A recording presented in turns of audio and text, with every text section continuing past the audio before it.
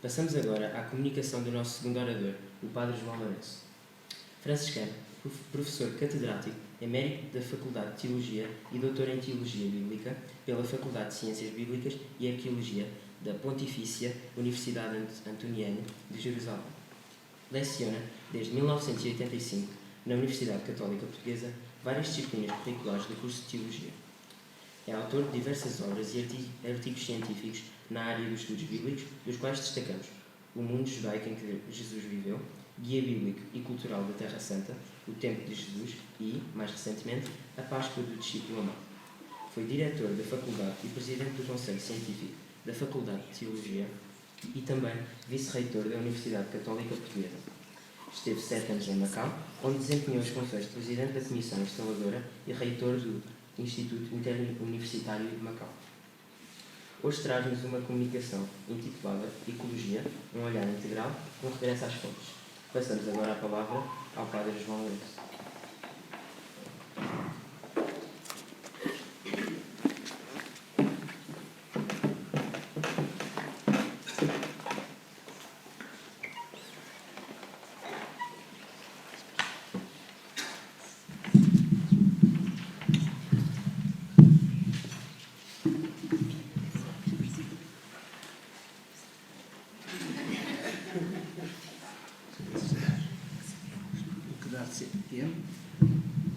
Ora, então, muito boa noite a todos.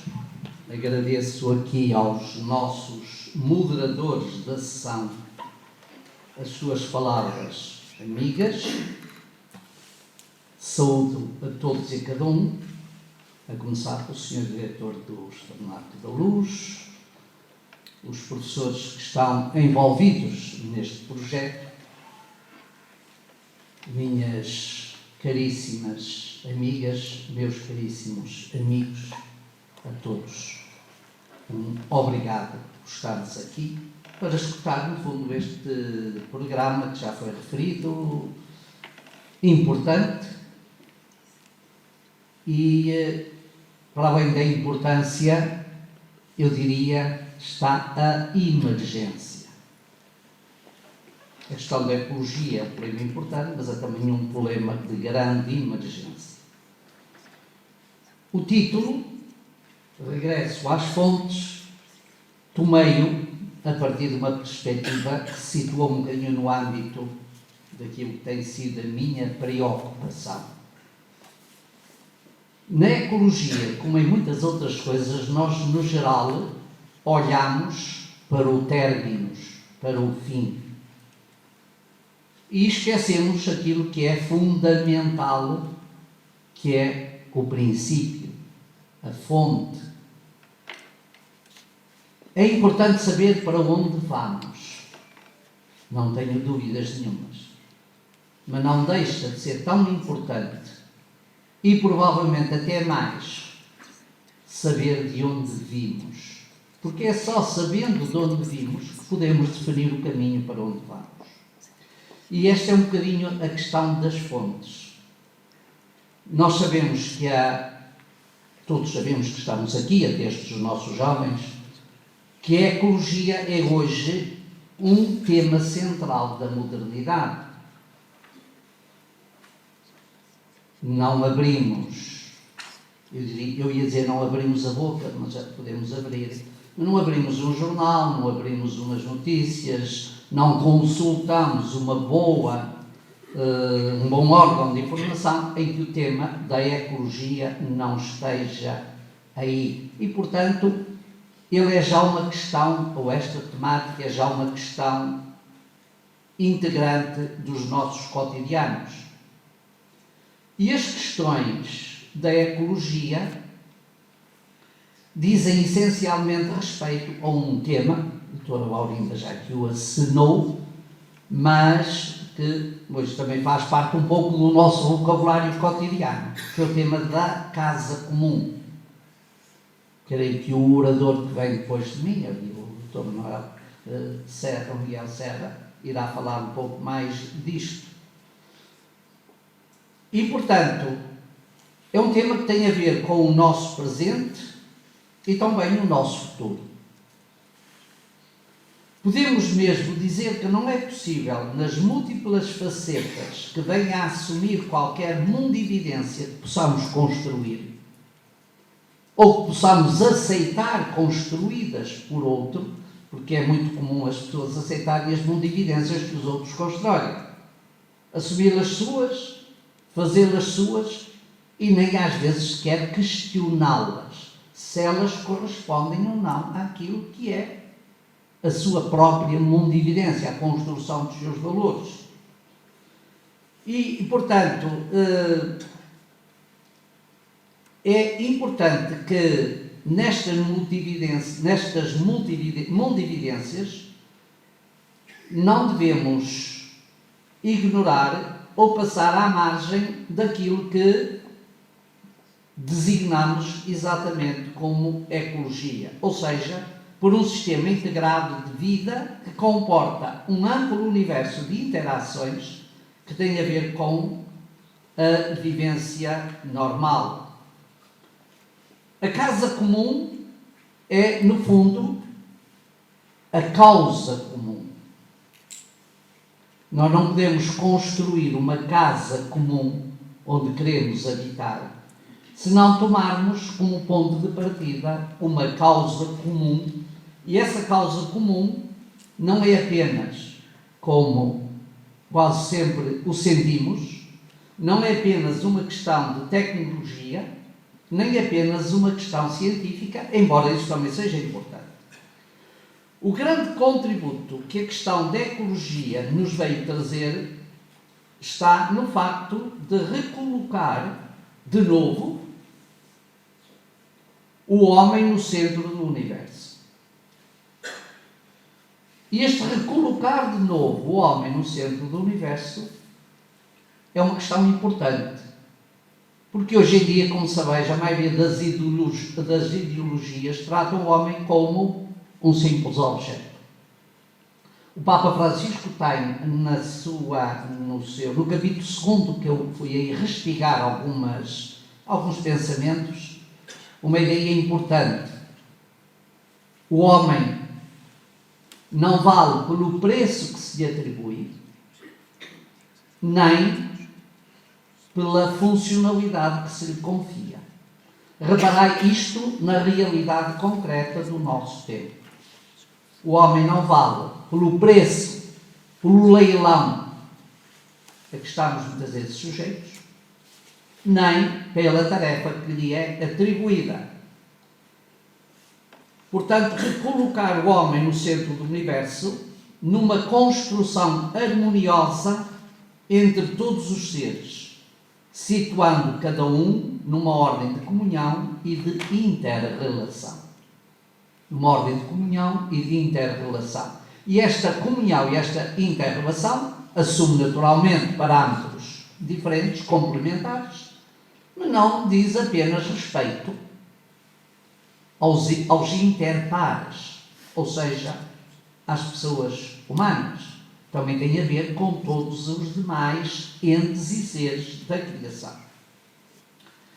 O Papa Francisco, a quem nós devemos, eu creio que o lugar cimeiro deste empenho no consenso universal da consciência ecológica, este empenho não é uma circunstância adjetival, ou seja, não é um adjetivo mais. É assim, a consciência ecológica é uma relação substantiva, uma realidade substantiva e primordial da vida humana, ou da humanidade, porque caso não o façamos, estamos naturalmente a perder exatamente a fonte e o objetivo. Há duas ideias que servem de ponto de partida desse notável texto da Laudato Si que eu tomo aqui. A primeira é, e todos o conhecemos, nada deste mundo nos é indiferente. Nós vivemos muito na indiferença. É comum ouvir as pessoas dizer: aqui tudo me é indiferente. Eu vivo cá no meu castelo construído e calfetado com muitas coisas e o resto indiferente, não ligo a ninguém. E outra ideia que também é muito importante é que estamos todos unidos, não apenas por uma casa comum, mas também por uma causa comum. Ou seja, todos habitamos uma casa comum, que é também ela uma causa comum. E para que a casa seja comum, todos precisamos de nos sentir acolhidos. E para que a casa seja comum, todos nos devemos sentir interpelados e envolvidos. É isto que faz da ecologia um desafio sem fronteiras.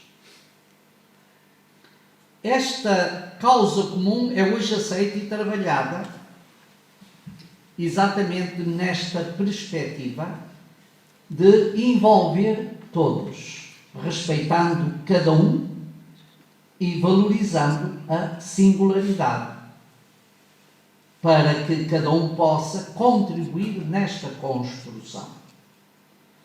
Por isso tocamos aqui na questão da casa comum, porque é a partir daqui que ganha verdadeiramente sentido a ecologia enquanto tal. Uma casa comum que deve abarcar uma universalidade de intenções, de esforços e de vozes, que possam contribuir para uma nova geração de partilha e de entendimento de causas e de projetos. Estas vozes não têm que ser uníssonas, bem pelo contrário.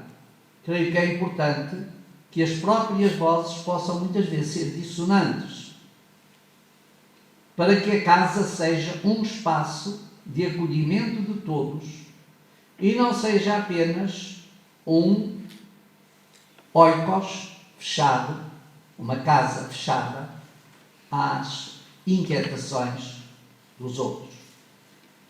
Trata-se, por isso, de um espaço vivencial comum que possa acolher e integrar, respeitar e valorizar, dar harmonia e construir fraternidade. Construir a ecologia sem pensar no homem, na pessoa humana, é, uma vez mais, gastar, porventura, o nosso tempo e os nossos recursos, tanto humanos quanto materiais, numa causa sem sentido e sem objetivos. A ecologia não vale nem se justifica apenas por si ou em si. Ela fundamenta-se em valores, em objetivos e em princípios que valorizam o homem, que o tragam de novo ao centro da história, em ordem a reconstruir um humanismo com o rosto de paz, de fraternidade e de solidariedade. O Papa fala de uma tríplice dimensão que uma ecologia integral deve assumir. Ele chama-lhe ecologia ambiental, todos, enfim, sentimos isso. Uma ecologia económica, para, naturalmente, dar também possibilidades e recursos àqueles que, porventura, têm mais dificuldade em alcançá-los. E uma ecologia social, que tem muito a ver, naturalmente, também com os nossos comportamentos, e já ouvimos aqui algumas interpelações nesse sentido. Estas três dimensões são aquelas que são fundamentais na identidade humana. E são essas que conferem centralidade à pessoa. E por isso, quando pensamos na ecologia, antes de mais, eu, como já o referi ao iniciar esta minha presença, quero destacar a centralidade da pessoa humana. Hoje a questão não está em apenas, nem só, nem prioritariamente em produzir mais, mas está em dar atenção à pessoa humana. Porque é ali que está tudo. E como é que eu posso dar essa atenção? Eu, dentro um bocadinho daquilo que, enfim, são as minhas ocupações, penso sempre que é necessário regressar às fontes, às origens, já que desconhecendo as fontes, desconhecendo as origens, andaremos sempre desgarrados à mercê dos caprichos de cada época, dos grupos de interesses ou das posições de blocos e ideologias políticas, sociais, económicas ou tecnológicas.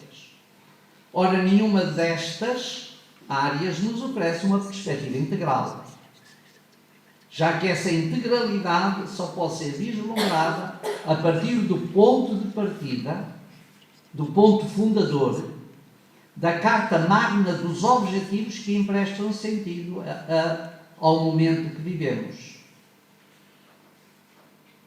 E não nos podemos ficar daquilo que se transformou hoje no lugar comum, a chamada pegada ecológica. Eu rio muito interiormente. Quando fala pegada ecológica, mas o que é que querem dizer com isso? E o que é que se pretende alcançar quando nos colocamos aqui? Ora, para avançar um bocadinho, quando falamos do homem, a nossa tentação na cultura moderna é de pensar no homo faber, ou seja, no homem que fábrica, mas que muitas vezes também é fabricado. Pois uma parte significativa da nossa, enfim, das pessoas são um bocado olhadas como fábrica e também somos um pouco fabricados pelos impactos da modernidade. Ora, o homem que está no centro desta problemática da ecologia não é o homo faber, mas poderemos dizer que é o construtor de comunhão. É o homo communio, o homem da plenitude de sentido. E é isto que é importante sublinhar, é isto que é importante procurar pôr em destaque. E isso onde é que nós encontramos essa fundamentação? Eu encontro-a nos textos da Magna Carta da nossa cultura,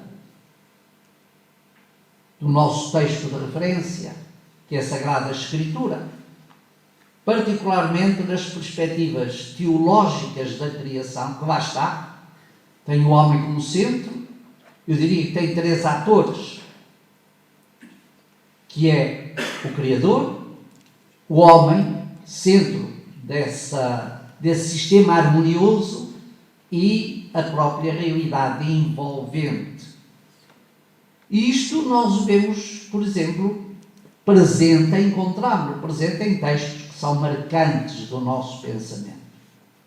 Para além do texto do livro das Origens, da Gênesis, temos o tema da aliança, que é importante e cabe muito bem aqui.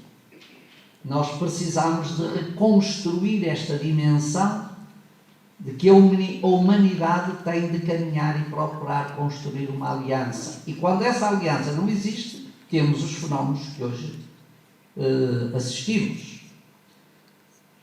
Temos um outro texto muito bonito, que é o Salmo 8, que eu vos convido a ler e a meditar nesta perspectiva. E o que é que está no centro do Salmo 8? Estão duas coisas maravilhosas. É a grandeza, a expressão de grandeza, de harmonia e de infinitude da obra criada. E depois está a centralidade harmoniosa do homem, traduzido por duas expressões que o texto tem, quando lança este desafio, que é o homem, para que tanto te ocupes dele, para que lhe dediques tanto cuidado. Fizeste-o quase como um ser divino, de honra e glória o coroaste. Reparai, podemos pensar como isto seria importante na gestão, não apenas do homem como tal, mas também na dignidade que o homem tem ao tratar das coisas, ou que deve emprestar no trato das coisas. Ora, confrontando este poema com as atitudes do homem no nosso tempo, todo ele dominado pelo tecnicismo, pelo consumismo desenfreado e pelo desprezo pela natureza, porque, enfim, temos muitos fenómenos disto, logo vemos o alcance que este texto da Laudato Si pode ter, assim como a interpretação acerca da missão do homem e da sua condição existencial enquanto centro do universo. Nós já tivemos alguns sistemas de pensamento, o heliocentrismo, mas, acima de tudo, eu creio que o que devemos ter é o humanismo central. O humanismo como centro desta casa comum e desta causa comum, porque para construir a casa comum temos de facto empenhar-nos numa causa comum. Ora, neste salmo, neste texto, ao cantar a grandeza de Deus que se espelha na obra criada, o poema reforça a importância e a centralidade do homem, apresentando-o como imagem de Deus e, simultaneamente, como Rei do Universo, porque tudo foi colocado a seus pés. Avançando um bocadinho, só para dizer duas coisas. A dignidade com que o homem deve ser colocado no centro da criação, como certamente o pensamos, mas depois na realidade prática nem sempre assim procedemos. Mas esta centralidade atrai responsabilidade. Ele é o centro porque é ele que tem a responsabilidade. É o centro porque ele deve procurar coordenar o universo, dando-lhe harmonia e beleza. E esta tarefa é naturalmente importante, é empenhativa, mas não se consegue apenas com leis, ou com decretos, ou com normativas. Porque, como sabemos, e também não é novidade nenhuma, muitas destas leis, destas normativas, são muitas vezes circunstanciais. Muitas vezes são resultado de lobbies e de grupos de pressão. Muitas vezes são de interesses de blocos. E nós precisamos de ir ao fundo para que, de facto, cada homem seja valorizado, porque é ele que está no centro. Na sua carta, o Papa dá voz a este imperativo da centralidade do homem, já que um dos grandes desafios do nosso tempo é a humanização da ecologia. Há várias pessoas, há muita gente que pensa que a ecologia é o resultado de uma tecnologia aplicada, ou então que resulta apenas na mudança dos combustíveis, ou na descarbonização dos combustíveis, ou o consumo e a procura de energias alternativas, energias verdes, etc. Tudo isso é ótimo, mas não passa por aí o centro. Não está aí, diríamos, o centro da questão. É por isso mesmo que o Papa afirma, no número 69 desta carta, que cada ser vivo tem um valor próprio. Não vale apenas pelo preço, como já há pouco dizia, que lhe é atribuído, nem pela tarefa que lhe é destinada.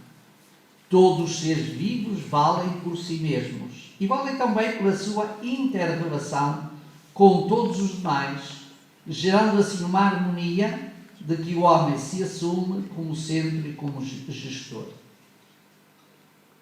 Ora, é exatamente a valorização desta dignidade do homem na harmonia da criação e na gestão desta criação em que ele deve ser o grande arquiteto desta casa comum. É daí que que lhe é acrescida a responsabilidade da missão que o Criador lhe confiou. Queria só sublinhar uma outra ideia, é a ideia que nesta ecologia que o Papa nos vem despertando e que este texto introduziu, é a ideia da gratuidade. Uma ideia que vai muito à revelia do hoje, porque parece que tudo só vale pelo proveito que desse tudo decorre. A pessoa vale se trabalhar muito, se produzir muito. Um objeto é valioso se fornecer se contribuir para valorizar, aumentar, etc., aquilo a que se destina, mas na questão da ecologia o importante é de facto nós olharmos a criação como um dom. A gratuidade do dom. E nesse aspecto é muito bonito também, por exemplo, estamos numa instituição que é franciscana e São Francisco cultivou muito esse dom. O dom da gratuidade fraterna. Olhar o outro como irmão, isso é um dom não para eu explorar, mas para eu partilhar. Ele partilha comigo, eu partilho com o outro. Quando tiveres a oportunidade, lês o Cântico das Criaturas e vês como a gratuidade e a fraternidade caminham de mãos dadas. E é nessa caminhada que nós podemos construir o futuro da humanidade. Muito obrigado.